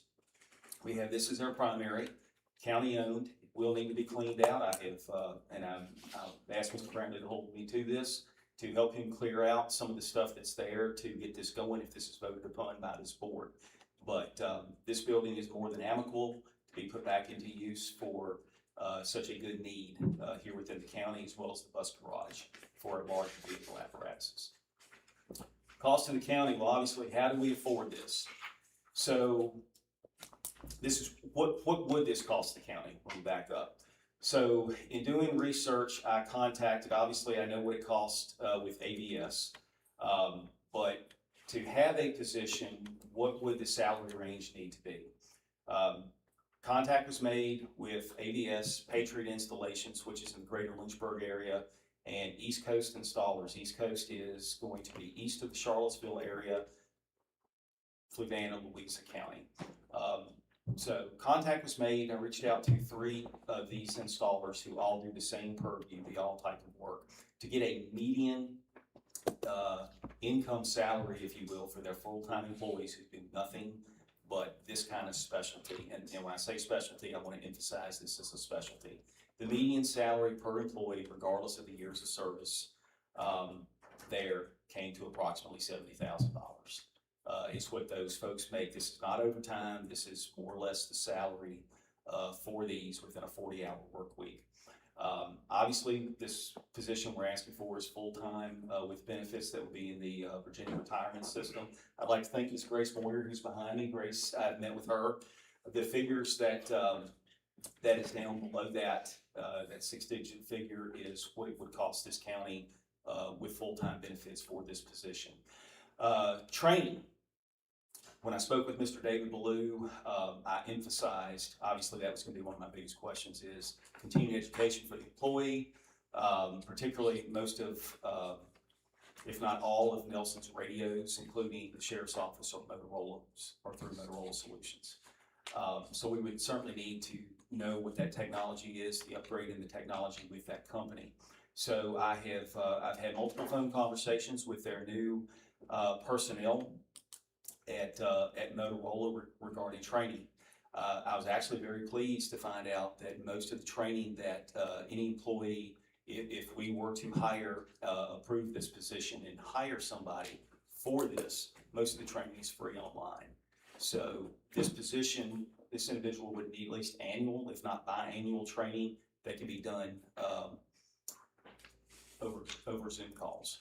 There is some advanced training that would be, I don't have an exact dollar figure, I would put it in here. I was told by Motorola it was a very minimum expense, but most to get us off the ground, to be successful and meet each of these agencies' needs throughout the county and Wintergreen, most of that training will be free of charge. The one unknown, and as I stand here, I will stress that it is unknown. I do not have a figure for it. Would be inventory. Obviously, each of these vehicles will need radios, the components, mics, clips, antennas, things of that nature. That's all going to be part of it, and I do not have the cost to that.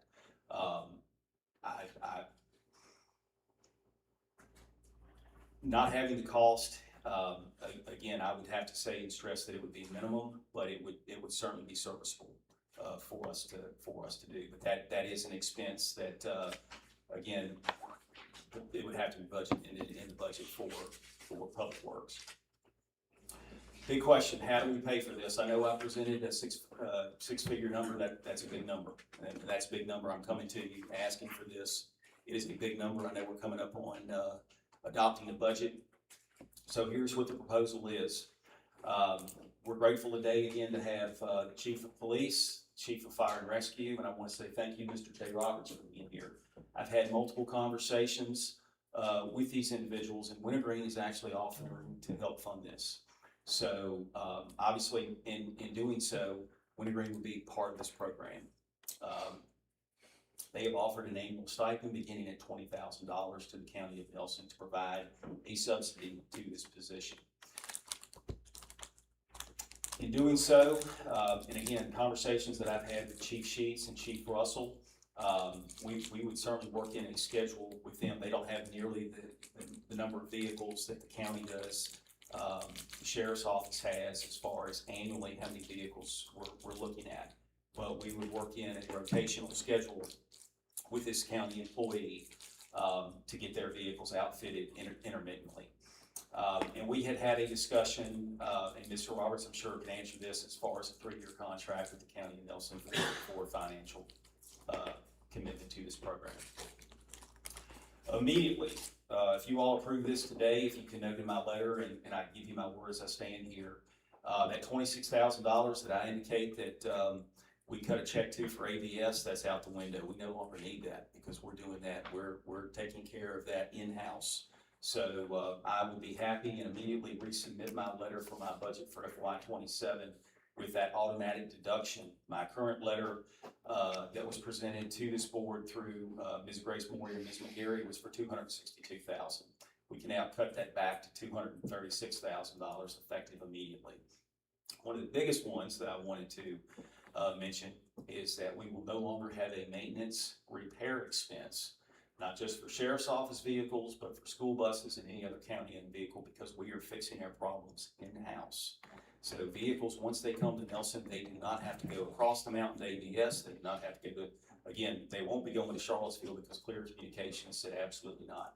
But all of these problems and issues would be completed at 8375 Thomas Nelson Highway, or they would be completed at the bus stop on Trumpeller's Lane. Conclusion. So based on all this, I know I've thrown a lot of information at you. Clear Communications fully supports this proposal as presented today for our emergency vehicle equipment installer radio programmer. With the financial support from our friends at Wintergreen who are here today in support of this program and a large reduction in the budget that I've previously submitted and will no longer have that $26,000 annually moving forward, I firmly believe this position pays for itself over time. Emergency vehicles are in full operation, serving the citizens of Nelson County in a time-efficient manner. No longer are they going to be sitting over behind Charlie Oball for 10 months at a time, not doing the citizens and the taxpayers of this county or you all any good. We have an existing county-owned facility, again, that we've identified on Thomas Nelson Highway that's been sitting, collecting dust. And I say that because I've walked through it. It's ready to be cleaned out and put to work. The request is defined as following. Please appropriate 101-109 to become effective July 1, 2026 for a full-time county funded position. This position will be identified as an emergency vehicle installation specialist radio technician and assigned to the Nelson County Department of Public Works. I know I've thrown a lot. I know it's a big number. I get it. I understand it. I know we're coming up to budget season. I want to stress that this is all about public safety. This is about emergency services. The folks in this room are here because they support it. Their agencies will benefit from it. We're willing to work together. We have a great working relationship with Wintergreen. This is a need. This is a must. And I implore you all to give strong consideration. I'm happy to answer any questions. I had asked and reached out to Mr. Roberts to be here, which I'm grateful that he is, for any specifics that you all may have from a financial Wintergreen commitment on this. But if you vote on this and find to approve it today, which I respectfully request that you do, I've asked, and I want to thank the county administration for their support on this, is that we get moving on this very, very quickly with advertising to see what eligible candidates we have out here to put this to use. I hate having fire trucks, tankers, animal control vehicles, and that's just some that I know of. The ones that don't have. I can't tell you how critical communication is in this line of work, whether regardless of the color of our uniforms or the purview of our jobs. Bad things happen very quickly. These folks need radios, and we're looking to, time is of the essence. So this is about cost efficiency, time efficiency, and doing what's right for the men and women that work for these agencies. Thank you.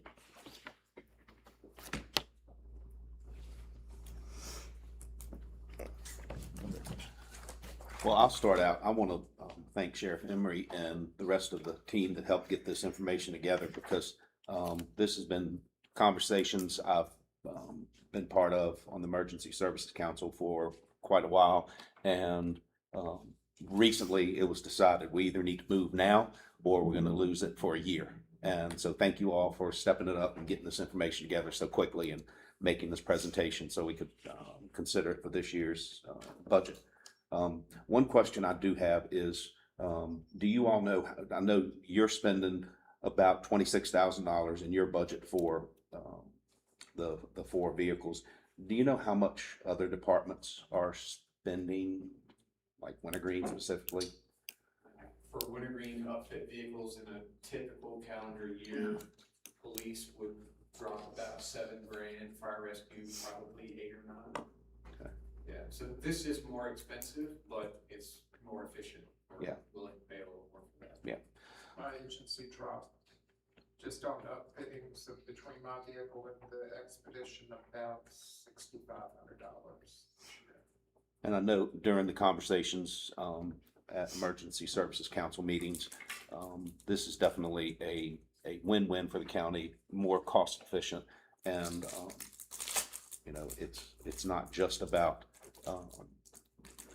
the cost efficiency, but also having it in-house and having someone accessible. And you know, we have to factor in how much are we spending or losing by having vehicles sitting in Stanton for 10 months. So I fully support it, and I think we're going to come out ahead in the long run. Thanks, sir. So what are the strings attached with the Wintergreen money? We don't know if it's gonna work for us. We're certainly making a commitment to Nelson because we think it will. But if in year 2, the person is so busy that we can't get our cars worked on, what have we paid for?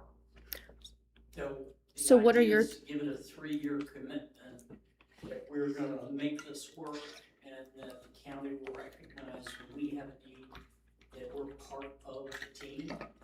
And if it doesn't work out in year 3, year 4, we will do something else. But I'll add to that. Let's say that happens and it doesn't work out. Why isn't it working out? It's because we're using it so much that it's that important to us that it's something we needed that bad. I mean, that's the way I see it. I mean, hopefully it'll work out and we'll all be, you know. It may very well be that you realize that you need more than one person. That it's just, it is amazing how much it going to these places and how it's, if you've got a sheriff's deputy car, it's a deer tonight. It could take you 3 months to get it repaired. It could be totaled, and you're waiting a year to get a vehicle, and then you're waiting a year to get it outfitted. So if you go to Albemarle County and look at their fleet, they will have 30 brand new cars that are waiting to have them installed. And then you add all the other counties. So if 3 years from now we realize that we need more, then we certainly want to participate. This is a partnership, but it could very well be that the county just can't support our needs. We'll have to go to an outfitter. So back to the strings attached part. Do you have thresholds for success, what you're actually looking for, standards, and what you feel is a good relationship? Or are we just gonna guess in a couple years with a yes and a no?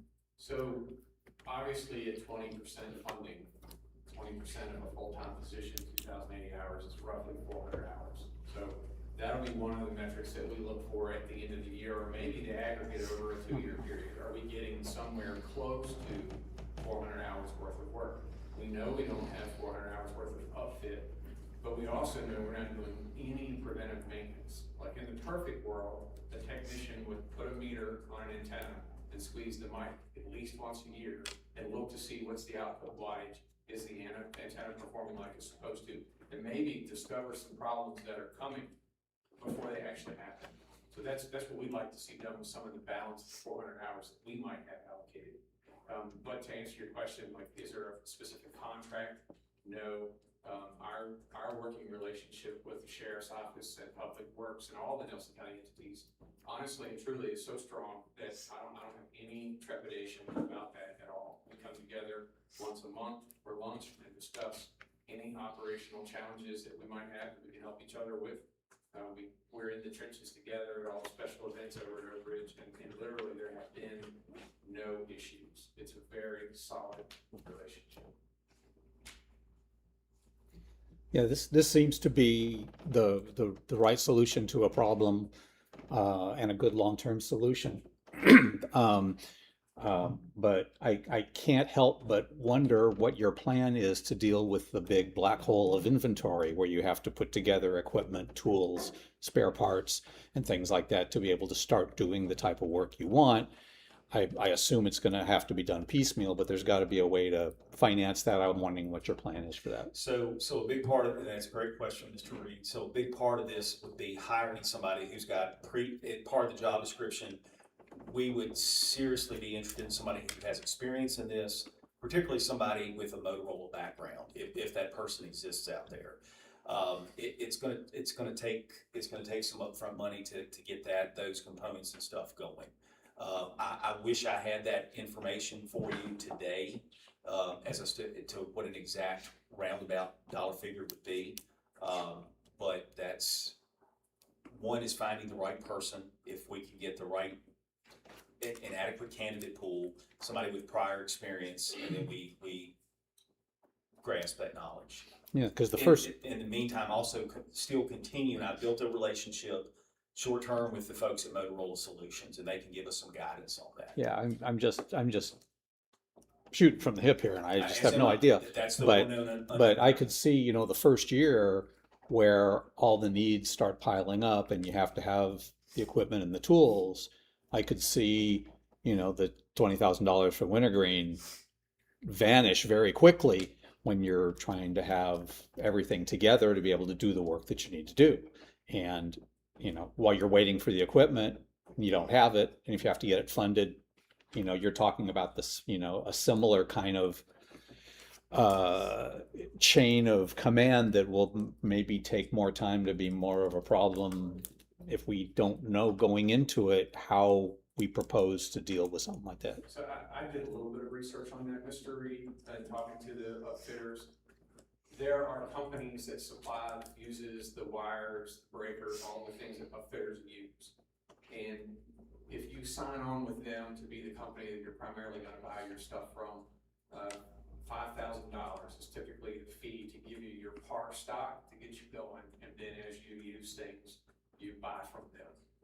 That's that's the information that I got from the outfitter that we use, which is East Coast over in Keswick, Troy, wherever.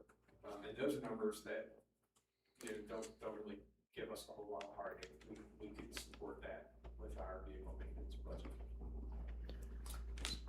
And again, most of the vehicles that we were putting out of service, the radios and things like that would go into it, they would be recycled and put back into those with the antennas. So we have some existing inventory that's already there. The new components and stuff that we're buying is the stuff that would come as part of their fleet supply that is specifically retrofitted for the make and model of the vehicle we're purchasing. Some of this stuff may be interoperable. In other words, the last 2 years I've been purchasing Dodge Durangos. This would be year 3. So as those first year purchases go out, there's a good possibility that some of that, the cages and that stuff that's already in the vehicles that we purchased years ago, may be interoperable. I'm not saying that there are, but there is that possibility by sticking with the same manufacturer, is what our intentions are. So there's cost savings there on the horizon, but it is that unknown variable. And thank you very much, Chief, for elaborating on that. Yeah, so will this be under Mr. Brantley's budget to deal with Through my revenue and conversations expenses with on Ms. that? Moyer and County Administration, yes, that's what we would like to have, yes. I'm supportive. I think, though, like many others, it's like hiring this particular role. I don't know how easy that's gonna be. I really think the talent that you're gonna need is probably gonna need $100,000. If I was a betting man, what might be expected, but yeah, I'm supportive today. Hopefully it works out. So, admittedly, this was not from you, but part of the sales pitch for this position was that there are other entities, other counties that need this service, and we could farm this guy out. I have concerns about now we have dedicated amount of time linked to $20,000. I don't think we're going to be farming him out for a while, but I happen to know about auto mechanics a little bit and management of that, and it often requires 2 people. So is your department able to offer assistance in inventory management and giving up a guy from the regular stuff to help every once in a while this situation? I mean, it's not something you're used to managing. You're dealing with another person. You possibly are going to have to give up another person to help this guy every once in a while. How are we feeling about that? I plan on assisting myself, especially with inventory and scheduling, especially. We know when we can expect the cars, so we will be able to communicate in-house as to when we are able to focus on these vehicles. As far as the inventory, once we get the information that Curtis was talking about from someone with the knowledge of what's needed regularly, then I think we can, myself and the new hire, will be able to take care of that. I don't see that as being an issue. Would he be able to like work on the towers, the repeaters, stuff like that, or no? No, that's a bridge too far from Motorola. When he gets into systems maintenance, your CAD, your towers, your antennas, that would be beyond the scope of this position. So we can install radios in vehicles, we can program, this employee would be able to do those things, but as far as if the county was to go to a more improved radio system, trunking if you would, or radio towers, no sir. No, sir. That is what CLEAR is focusing on. That's why CLEAR is relieving themselves from this purview, going to a bigger, broader spectrum, dealing strictly with towers and communications. So say a deputy hits a deer and just obliterates the guard and all the things. This guy is fixing those things too, or it's just the electrical. Well, no, let's just say we're a couple grand from being totaled, but we're pretty messed up. No body work, no. Okay. No. If the car is totaled, this employee would remove the aftermarket components, the cage, the radio, all those things that would be ready to go into a new vehicle that insurance would cover for us. A great analogy there would be if a cruiser hits a deer takes out the push bumper, which would then have warning lights and siren speakers on it. But the car is not affected. This basically happened to us. That car could go to one of the upfitters and it would sit and wait for a month. If we had this guy and he was in the middle of building a new cruiser for the sheriff, that's typically a 60-hour build. And in comes this thing that just needs brush guard ripped off, new one put on, new lights, new siren.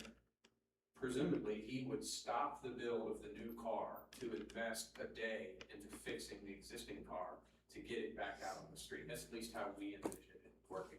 It's exactly what we plan to do, yes. It's about time efficiency. It's prioritizing what's Yes. most at that time. And the challenge for counties, really all over the place, is they're pre-buying inventory and stocking inventory because they know city of Charlottesville, Alamo, stuff's getting torn up all the time. And you could be looking at a year and a half to 2 years to get the equipment and 3 shops to be able to get the work done. And the hope is that you find efficiencies in Nelson that may grow the other efficiencies for the other little areas. But we've got so much equipment in the county, the goal will be to focus on the county and do well. So, Mr. Sheets, you seem to have a number of hours dedicated to each little thing. Do we have numbers on outfitting buses and you have 4 cop cars? Is that truly equaling a full-time person? We all put our hours on the table when we were going through this. I think maybe Taylor's was the most unknown because he sends a bus over and it's gone. The only thing going in a bus is gonna be the radio system. So that's it.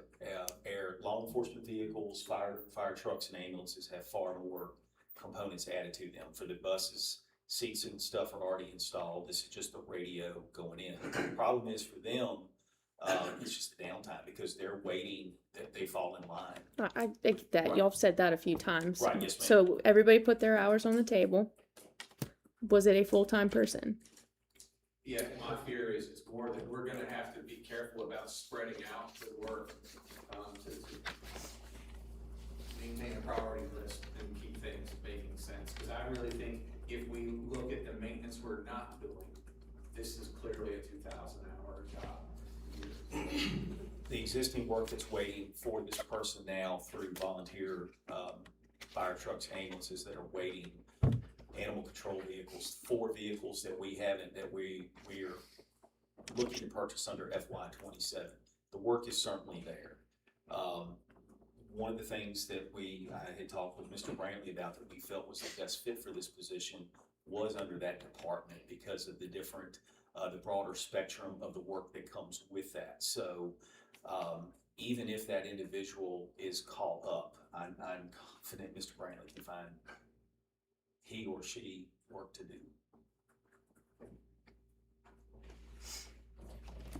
The last thing I'll mention, I don't want to predispose this, but worst case scenario, let's say this doesn't work and we reach the end of 3 years and it just didn't work out for whatever reason. It's very easy to undo.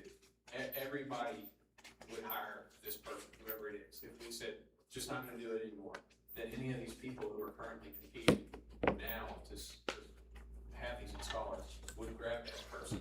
The building just goes back into mothballs. You don't really have a whole lot invested in tools or equipment. It's a pretty low entry thing for us to be getting into here. And, we're looking to hire somebody but not marry them. So if at the end of 3 years, if it's just not working, it would be easy to back away from, but I don't think that's gonna be the case. So I've got a question for Grace, because obviously if we agree that this is something that we should do, we're dealing with a budget that we're putting out for public hearing, which has revenues and expenses already pretty well determined. This is going to be a significant change to that. I don't know if this is the right time to start talking about different, revenue possibilities to be able to cover this expense so that we can have a balanced budget without having to, further restrict, commitments that we all hope to be able to make to the other agencies and the other, staff requests and needs and things like that. Did you have you considered that already in in your work with them and putting this together? Yes, and now I think is a good time, waiting any longer would make it a little more difficult, obviously, so, I've started looking at it and definitely prepared to dive in if it's needed. But we could, in that proposal for the budget to have additional work sessions and such like that, this would be one of the main topics we'd have to deal with during the work session. Okay. Yes. Okay. And just high level of the $101,000, and I know we're subtracting out some, the 26,000 here, the 20,000 there. What's left? So the salary fits at 70,000, and benefits are about 30,000. So we're taking out the 26,000 minus the 20,000 from wintergreen. So not making me do math right now. But there's more than just that. But there is more. There's sure. more. But Just there when are we savings. have our first work session, please have that number. Yes. Well, we can do our best to Get estimate close. that, Yeah, because we've got, with our the procurement. economies of scale just with the school system and with, the other departments. It's not just, we have a number for the sheriff's department, we have a $20,000 figure. I And think we're gonna possibly see. even I a think we're second gonna- person. Yeah, I think we're gonna see we're even closer than we think, so. And I do want to disclaim, I wasn't sure, I'm assuming this person would want health insurance through us, so I budgeted off of a medium health insurance because I don't know if it'd be a single or family plan, so I just used a kind of mid-range number for this estimate. And of course, VRS is included. Okay.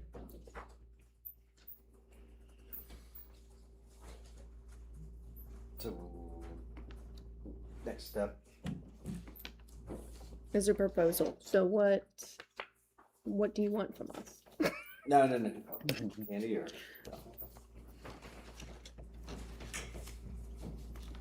I think everybody involved and the stakeholders in all this would like, the board to make some sort of commitment fairly soon. I don't know if that's possible today. We can have some other budget work sessions where this is discussed maybe a little more, fully when we have some additional information on, some estimated costs. So this position, I think, is wanted to start, July 1st, I believe, so. In terms of the board's consideration, if not today, how soon would be ideal for you all to have an answer or a commitment from the board? I mean, granted, nothing's a commitment until the budget is adopted. What additional information would you all want? I know inventory was an issue. Sorry, I did not have an exact financial dollar. It's just not possible. And I will do my best to continue research to get that. What other information can I provide at a later date? If you're not prepared to move forward today. yeah, I mean, I will say, it's not that I wouldn't be committed to moving today, because I certainly am interested is if this individual who would fill this position exists, right? Like, you're competing with probably a lot of different entities around. So you probably want to know whether this is a difficult position to fill over the next 45 days. And knowing how talent specific this is, I'd be open to allowing him in some level of good faith to be able to go start soliciting for that person. Like I said, I have pretty strong concerns that position is probably well sought after and is even higher paid than 70 grand potentially. So, if the board's open to just that concept of it. I'm concerned he's going to need more support staff, and they will be coming back in the next quarter and asking for another position. I'm not against it. I'm just want people to understand the potential of that. Yeah. And I think that's a very real potential as well. Because you're gonna have sick time, you're gonna have leave, you're gonna have, whatever that may be. I also am interested in making sure our EMS and all those guys are getting the needs of their equipment fulfilled as well. So, this might be something we have to do anyway, and building that into our calculus, so to speak. So you looking to take a vote on this at the May board meeting and have additional information I can submit in Well, written correspondence? What we're saying is we can say a lot, but until we actually have a public hearing and we vote on the budget, it's not 100%. Okay. Does that make sense? Understand. So, I mean, we can give a head nod saying, look for someone, but technically, we have to do our due diligence and have public comment and I understand. but we adopt have the to- budget. And again, we would have to advertise, so I don't know, I mean, I know how many are at AVS, I know how many are at Patriot, I know how many are at these other spots that would probably be interested in applying. I don't have an exact number, but I can assure you there will be people out there. Okay. I mean, I don't think this particular budget, this particular item doesn't need a public hearing. I don't Well, think no, it's the it just threshold. was, No, we Okay. have publicly announced our Sure. budget, right, and now we're changing it. It will change from. right. Yeah. Right. Yeah, seeing a public hearing, no doubt, with the state. Right. Okay. Madam Chair, may I ask a quick question? Yes. It has to do with the inventory issue.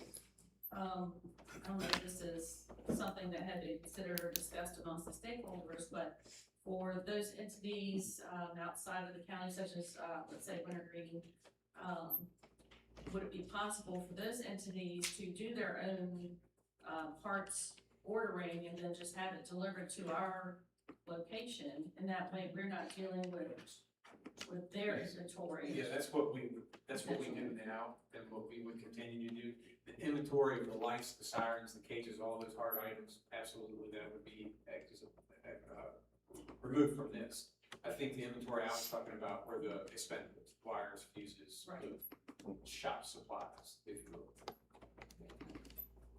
So yes, little details like that, which is kind of unique finesse.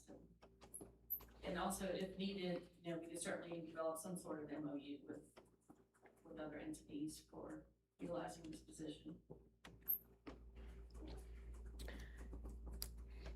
Would Wintergreen split it with us? Split it with you, like 50-50. 50-50. I mean, Cause y'all were gonna hire him at 65,000, y'all were gonna hire somebody for, but you couldn't offer county benefits?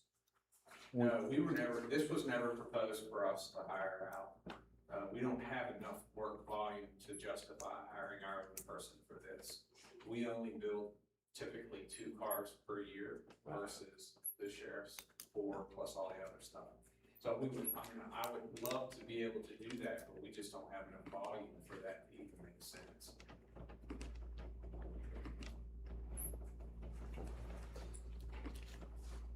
I really feel like we've got such a backlog of equipment that needs attention, that at first, whoever's hired will seem like they have an overwhelming amount of work to do. But I feel like once we're able to schedule this work, I know you're gonna have your random days where you have vehicles come in, or you get a call about something being broke all of a sudden, and you have to prioritize those. But I truly feel like once the initial bombardment is taken care of, that we'll have it figured out at that point. That makes sense. So, I don't know, Candy, what do you recommend? I mean, I think it's clear we want to Can we give a do head nod this. to advertise? We I could guess? do this. We want to, include a budget line item that's going to be connected with this in the budget. What kind of a statement can we make to give them the assuredness that they can go out and look for the person to fill this position? Yes, I think you could go ahead and approve the position to be advertised with the knowledge that these funds could be added to the budget. And then it will just become part of the budget that is approved and hopefully appropriated in June. We can take care of how to massage that within the budget categories. And I think you just need to say, yes, we would approve this position. Hopefully you've looked at the job description, you're happy with that, and we can move forward in that manner. Do we need a Do we need a do we need motion? a resolution or a motion or consensus, or what do you think? Sure, I think a motion and vote would be appropriate. Do you need any assistance with that, or do you all? How about you edit anything you don't like? Madam Chair, I move that we proceed with the requested county-funded position for emergency vehicle installation specialist as presented. Second. Okay, we have a motion and a second. Any discussion? Hearing none. All those in favor say aye. Aye. Those opposed? Motion passes. Thank you so much, and if I might also add, just want to thank all the stakeholders that gave their time and information and working together on this to solve this issue. It has been a problem for several years, so we appreciate all your attention to this, and Sheriff Embry and John and everyone else. Thank you so much. Thank you all. We're going to take a brief recess and take a potty break.